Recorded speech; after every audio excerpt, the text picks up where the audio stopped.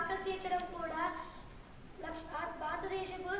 భారతీయుల ఆకలి తీర్చడమే తన లక్ష్యంగా భావించిన ఎంఎస్ స్వామినాథన్ కూడా అంతే గొప్పవాడు. 1943లో భారతదేశంలోని బెంగాల్ గ్రామంలో బెంగాల్ కరువు అనే ఒక కరువు కారణంగా ఎన్నో లక్షల మనుషులు చనిపోవడం వచ్చింది. అది మానవ చరిత్రలో చాలా దుర్బలమైనది. అది చాలా భయంకరంగా ఉండేది. దానివల్ల ఎన్నో మహాత్ములు చనిపోయారు.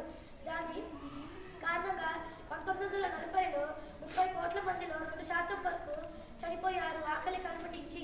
1947లో మన దేశానికి స్వాతంత్రం వచ్చిన రోజులో అందరూ మన దేశాన్ని చూసి ఆకలే తీర్చుకోలేని వాళ్ళు ఇక రాజ్యాన్ని ఎలా అభివృద్ధి చేసుకుంటారు అని హేళనగా చూసేవారు.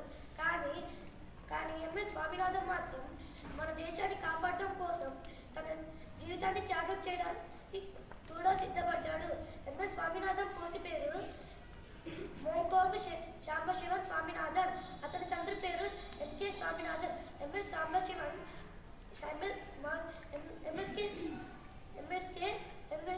స్వామినాథన్ గారు ఆగస్టు 7న పుట్టారు. మద్రాసులోని కన్ఫర్మ్లో పుట్టారు. ఆయన గారు ఎన్నో సైంటిస్టులు చదివారు. అలాగే ఎన్నో పరిశోధనలు చేశారు. మరియు తన పీజీ కోసం ఇతర దేశాలకు అలాగే ఇండియాలోని ఇన్స్టిట్యూట్లకు కూడా వెళ్ళాను. కానీ తన తండ్రిలానే అతను కూడా మెడికల్ కాలేజ్లో చదువుకొని డాక్టర్ అవ్వాలనుకుంటు. కానీ అతనికి డాక్టర్ అవ్వాలి కన్నా 1943లో జరిగిన దారుణమైన కరువు కారణంగా అతని మనసు కుంగిపోయింది.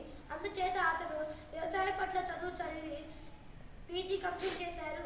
ఈ పీజీ కంప్లీట్ చేసిన తర్వాత అతనికి ఐపీఎస్ ఆపర్చునిటీ కూడా వచ్చింది. కానీ దాన్ని కూడా వదిలేసి తన దేశాన్ని కాపాడుకోవడం కోసం నెదర్లాండ్స్కి వెళ్ళి అక్కడ అగ్రికల్చర్ కాలేజ్లో చదువుకొని ఎన్నో విషయాలు నేర్చుకున్నాడు.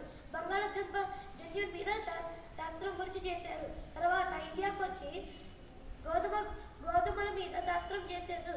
అతనే ఫాదర్ ఆఫ్ గ్రీన్ రివల్యూషన్, భారతదేశపు ఫాదర్ ఆఫ్ గ్రీన్ రివల్యూషన్ అంటారు.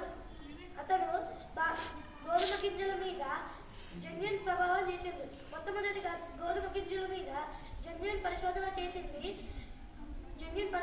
చేసింది నార్మన్ బోర్లాన్.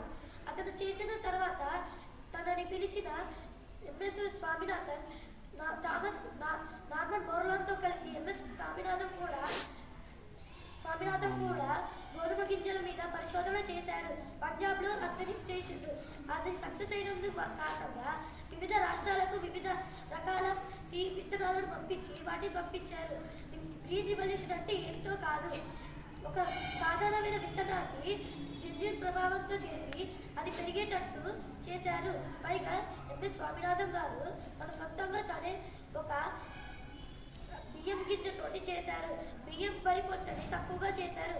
పైగా దాన్ని అధిక దిగుబాటు మరియు దానికి వచ్చే చాలా ప్రైస్ మనీ కూడా చేశారు.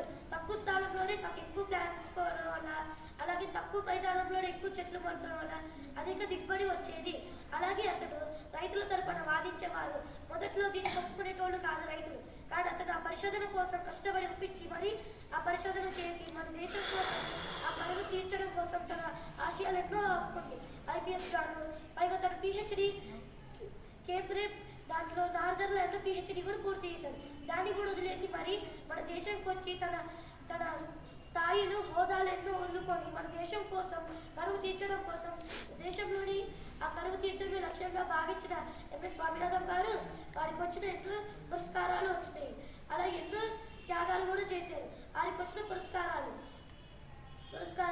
మొదటిది పద్మభూషణ శ్రీ, పద్మవిభూషణ్.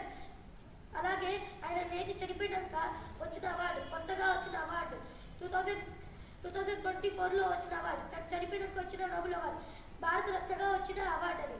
అలాగే అతను కానీ నేను సహాయం చేయాల్సింది మనుషుల దేహాలకు కాదు, మనుషుల దేహం తినే ఆహారం కోసమని తెలుసుకోకుండా మన దేశానికి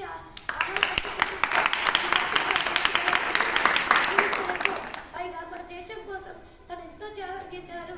తను 254 పుస్తకాలు పబ్లిష్ చేసి దాంట్లో అంతా తను చేసిన కష్టము పబ్లిషర్స్ అలాగే జడ్జిలు అలాగే రీసెర్చ్ల ప్రకారం మాత్రమే చేశారు.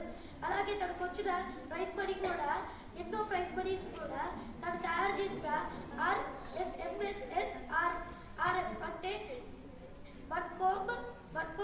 సాంబశివ స్వామినాథన్ రీసెర్చ్ ఫౌండేషన్ ద్వారా పేదల రైతుల కోసం దాన్ని ఖర్చు పెట్టారు. Thank you.